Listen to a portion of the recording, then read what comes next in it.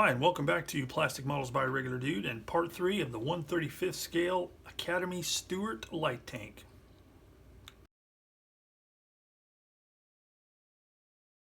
So I'm going to start with step number 5 here. Just a quick note before I actually start cutting off parts and assembling things.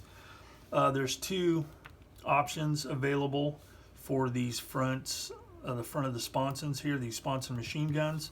You can either have the machine guns or a blanking plate over the machine gun port. That's the one I will be doing because that is the one that's called out on the version of the Stuart that I'm doing. U.S. Army 3rd Platoon, Company C, 1st Armored Battalion, 1st Armored Division, Tunisia, December 1942. No machine guns. So that's what I'm doing. So I'm going to start cutting off some parts, start assembling things, then we'll come back and take a look. All right, step 5 is complete. That includes the these portions here in the front of the sponsons, the front hull doors, I guess they're called doors and not hatches, the machine gun, this horn here, or siren, whatever it is, the headlights and guards, the machine gun mount, the ventilation screen here, whatever this part is, and then the two filler cap armored covers.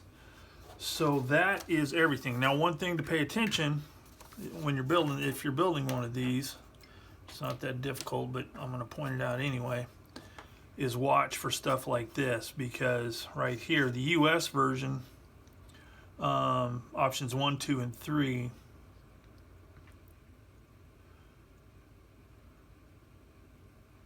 uses these.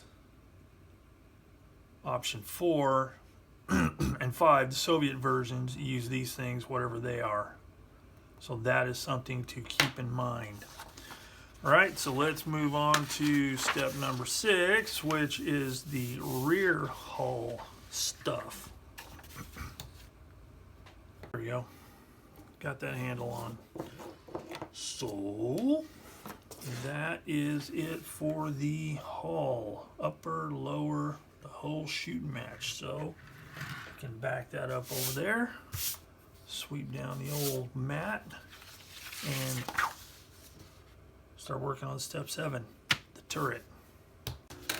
Okay, so I've got up to step number 7 complete, which is the turret, and I did paint the turret, you know, the interior color. I painted the seat cushion. You can't see any of that stuff, but I did paint that inside at least. So this is very hard to get onto the vehicle.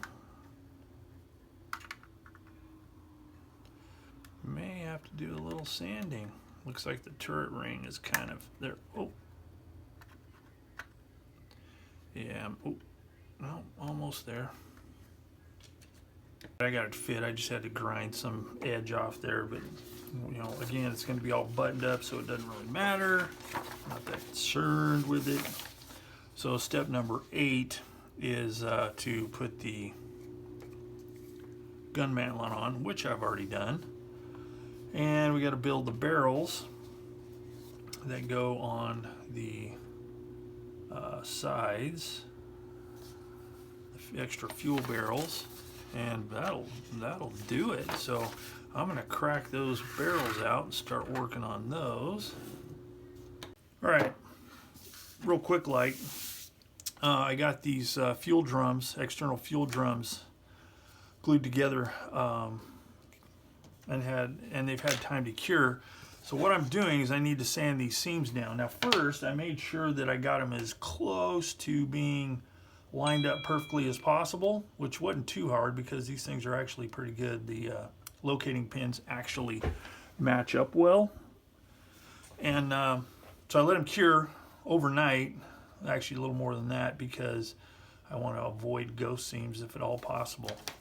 So what I'm using to sand these, and I promote this quite a bit on my channel because it's a really good tool. It's a flexi file sanding device.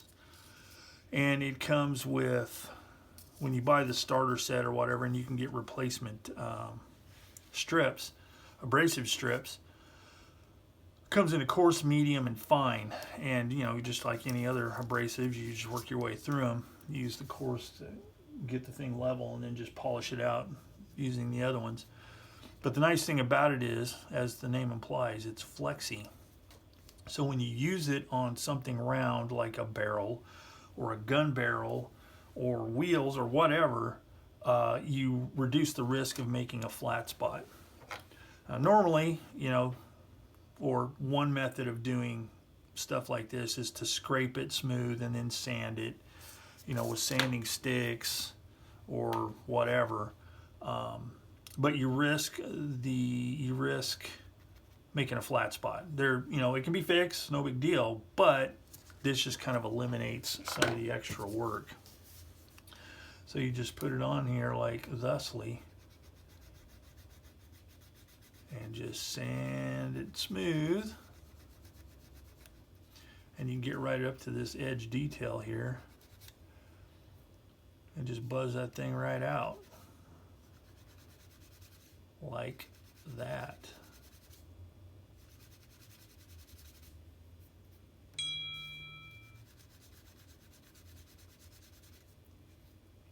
Okay, that's all there is to it. And then I'll just go through the other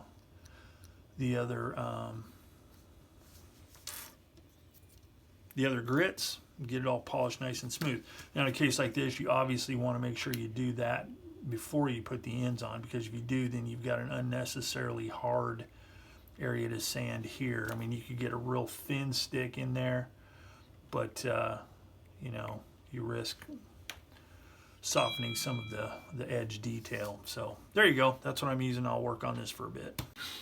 All right, I've got the base coat on using, let me grab it.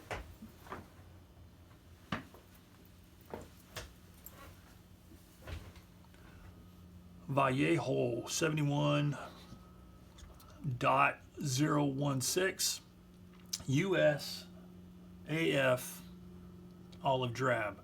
Now, why did I use this instead of regular US olive drab?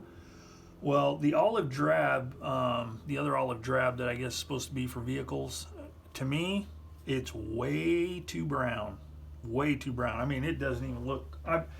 it would be the olive drab like you would see on World War II wool trousers, like jackets, etc., which is a way more brown olive drab. So for this vehicle, I tried a little bit of this out, looked a lot better. It is has a more greenish hue to it. Now, if you watch my channel, you know I have a video out that talks about color accuracy and how it's not that big of a deal.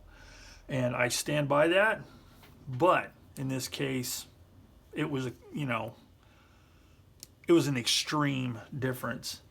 You know, so this right here, I'm sure is probably totally incorrect from what the real olive drab was, but it's more of a greenish hue, which is what I want, and it's going to be altered a lot during weathering and everything else. So there's that. Now, the next thing I'm going to do is I'm going to paint the handles on the tools, the metal on the tools, the machine gun barrel, the actual machine gun itself, this machine gun barrel, and then I'm also going to paint the rubber on the wheels. Now, normally what I do on wheels is I will just give it a shot of one of my, let's see which one I'm going to use today. Rubber black from the AK 3rd Gen acrylics. I like brush painting that, works really well. It doesn't dry on the palette quickly because I use a wet palette, and I just like the way it works for brush painting. Normally I'll just, you know, give it a shot with the airbrush and just get it as close as possible. But on occasion, I like to do it with the brush just to kind of stay in practice, so to speak. So I'm going to spray, or I'm going to paint those as well. I've also started on the tow cable. Now I was thinking about using some of the copper tow cable that I have from, I believe it's Eureka or something like that. But I'm just going to go ahead and use the thread that they supply. I've used it before and it actually works pretty good once it's painted. So I cut it to length. I've got the tow cable eyes sanded and ready to go. And one thing I like to do whenever I use the nylon thread, I think Tamiya supplies like a nylon thread as well for some of their kits. And the ends they'll fray, but what I like to do is I just use some clear part cement. The reason I use that is because it's thin enough that it kind of soaks into the fibers of the string, and it just keeps it together, makes it nice and solid, which allows me to get it into this little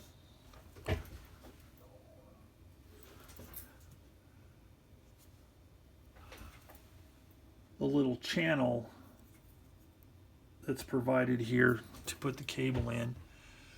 Then when you glue it down, you put the channel down, but it gives you a nice, gives me a nice solid end, so I can get it depressed enough to where it doesn't, you know, look too dumb.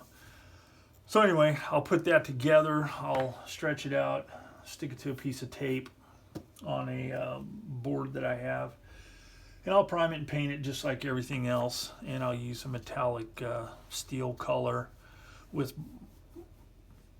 dry brushing and stuff like that for the cable itself, and then these will be painted olive drab.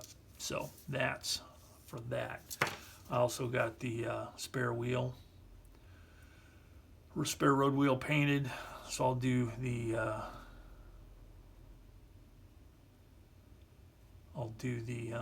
rubber on that as well. So I'll work on that a bit, and we should be getting ready to move on to the next step. Okay, a quick note. The instructions call for the gun barrels and guns and stuff like that to be painted in gunmetal. I have this AK metallic colors generation 3 gunmetal.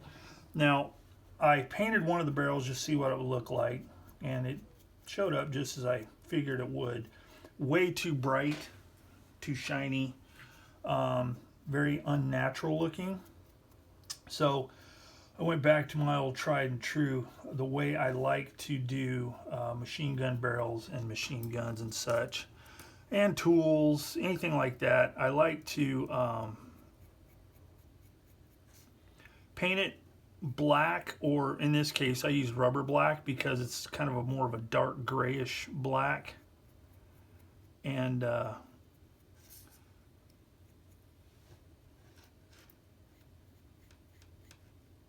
once that dries really well, then I just hit it with a dry brush of the gun metal. So it's not quite so stark, it's not quite so flat black.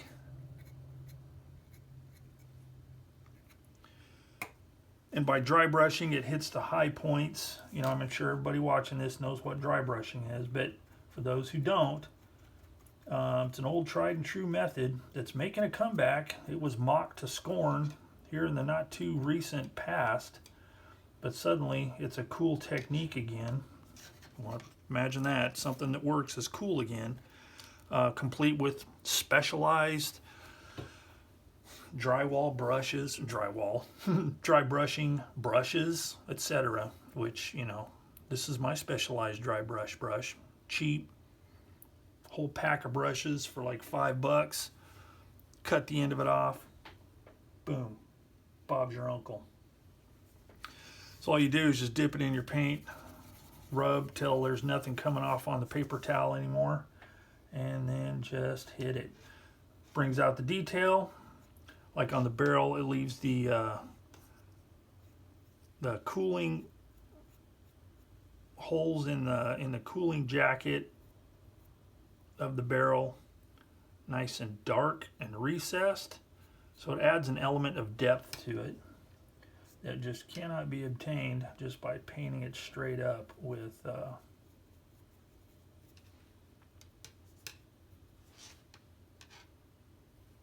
gunmetal color. So there you go. I'm sure a lot of you just look at this and say, I've been doing that for years, and that's the way it should be. But for those that are new, there's a method for you. Same goes for the tools. I'm going to let that dry, and then I'm going to put down some protective tape around these metal the metal parts of the tools, so I can hit those with a dry brush as well. I should have painted this part here, the wood color, the D part of the handle, so I'm going to have to do that too, because this is an older style shovel, and it had like a wood handle. This D part was wood. The cross part that you actually hold is wood. It had like metal fittings to hold it together. So I'll have to paint that, but then I'll get some tape and kind of tape around the metal parts so I can dry brush it without getting it everywhere else. While that's all drying, I went ahead and applied a decal. Now this is a decal off the decal sheet, and I used the kit decal, and it's one that's not going to be used. That's why I did it on the bottom. And for those of you who freak out over, you know, messing up the bottom of the kit, well, nobody's ever going to see it, because it's going to be sitting on a shelf or a base. So it's okay to use the bottom for a test bed, as long as you're not taking it to a contest where they, you know, might look underneath. But anyway, I put the decal on, and all I used, this is, you know, just an experiment with those decals, and it's been a long time since I've worked on Vallejo paint, so I just left it bare paint, no clear coat or anything like that. Used Tamiya Mark Fit decal solution, put some of that down, dropped the decal in place, then put a little bit more, well actually I didn't put any more of this on top, I just used a brush that I dipped in it and then got most of it off to help smooth it out. Used a Q-tip, smashed it down, and as you can see, hopefully it looks like it is working pretty well. So obviously this recessed detail here, it looks like a drain plug. It settled right down in there. I used this to kind of press down a little bit. It conformed to this raised line here for this lower plate, and then there's a rivet there that you can't really see. It's conforming to that nicely. So, and I also see no silvering.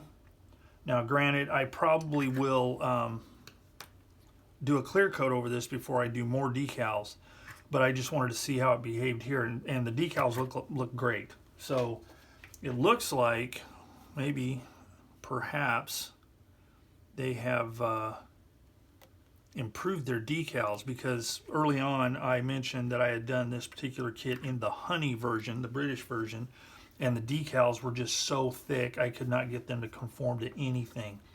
And these, you know, right from the get-go felt thinner, and sure enough, it looks like they're going to work nicely. So I'm going to let that sit a little bit, work some more on the tools, and then we'll take a look. The next thing I did before I throw a clear coat on this is using a graphite pencil. I simulated the burnish down to the bare metal surface on the idlers and on the edges of the idlers and the road wheels, due to guide teeth wear, because as these things roll along, scrapes the paint off. Now it's a little shiny, not overly so. I mean, if it was a clean vehicle, I think it would be that shiny, just going off some of the photos I've seen. But once I start getting weathering, flat coats and stuff like that, it's going to dull it down, but the effect will still be there. Okay, real quick, like I am, as you can see, hopefully, working on decals. And I've already got the other side done, and I've got the turret done, and now I'm getting ready to put the last hull decal on, and which is the a big American flag, which is totally wrong, by the way. So let's see if anybody catches this in the future. But as you can see, we've got a 50-star flag there. Boy, ain't that dandy. But you know what? This is a time-traveling machine here. Matter of fact, this is the one that fought at Little Bighorn on the Outer Limits. Try and find that if you can. But anyway, I've got the decals on here, and I must say that these decals are phenomenal. These are really, really good decals. Now, I do have an exception. Let me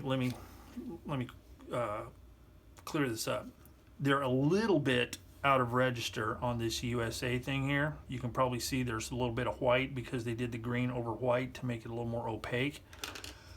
So I could have done something else there, but I just went with what was in the kit. I mean, this thing's going to be dirtied up, so maybe it won't be as noticeable. However, other than that, they're super, super thin, as I mentioned, and they are just responding very well to being moved around and to Mark Fit decal solution. That's all I'm using. Not having to use anything else. Now they are flat, so I'm not having to worry about detail other than that one I showed you on the bottom. But I mean, they, other than seeing the sheen of the carrier film, they're just like invisible. There's no silvering at all. They're super thin. So once I get, you know, once I get all of the, what do you call it? The washes done and everything, and I throw a flat coat on here, you're not going to be able to tell those are decals other than that out of register thing. They're just really, really good. I'm really pleased. And I think part of the situation is I'm used to ones I've used from Academy in the past that were just atrocious, super thick, didn't respond well to anything that I threw at it, including Solvaset, which is, you know, that's the tough stuff there. So what it's worth, great decals, love them. Hopefully this isn't too glary, but this is pretty shiny with the clear coat. I'm doing a pin wash on this whole thing. Not being real super precise because this stuff wipes off really well. And I like doing it on a gloss surface just because it's easier to clean up and there's less staining of the surrounding area. Because if the paint is ultra flat, like say Tamiya or something like that, sometimes it can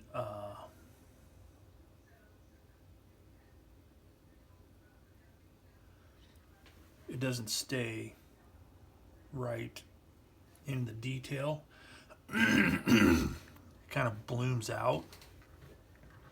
And instead of being real concentrated in the detail, it can be just like a largish stain. Now that can be beneficial sometimes depending on the type of weathering, but for a pin wash, it doesn't work that great for me.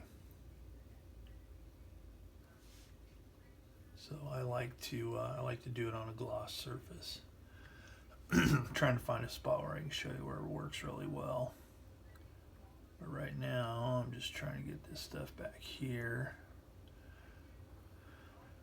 Alright, so let's go up front here and I'll show what I'm talking about. So like for instance, well, right here around these hinges, just touch a little bit right there and it just flows all around the edges.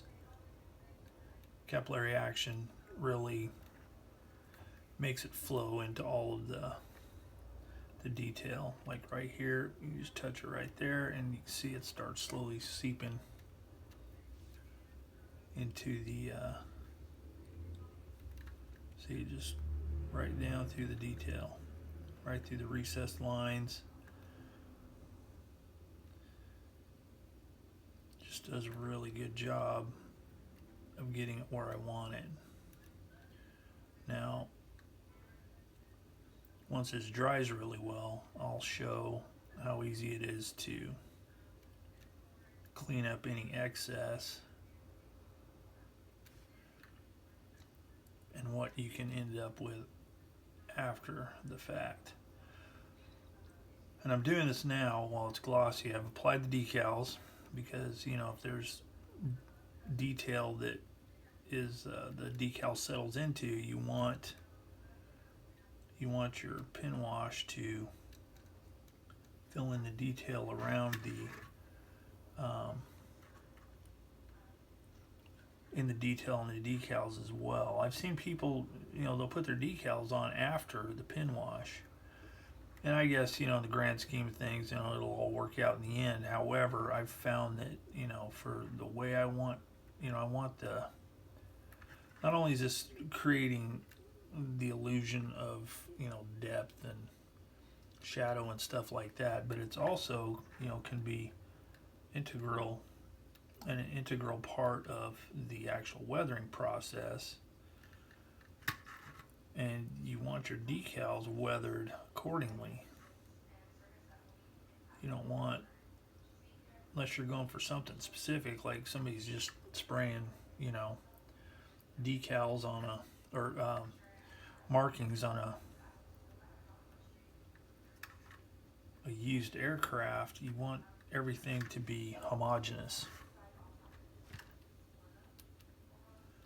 Okay, so I'm going to continue working on all this, and then once it has time to dry, and then we can come back and wipe off the excess. Decals are applied, and I'm going to give you one guess what's next. Well, if you can't guess, you're going to have to wait till next time.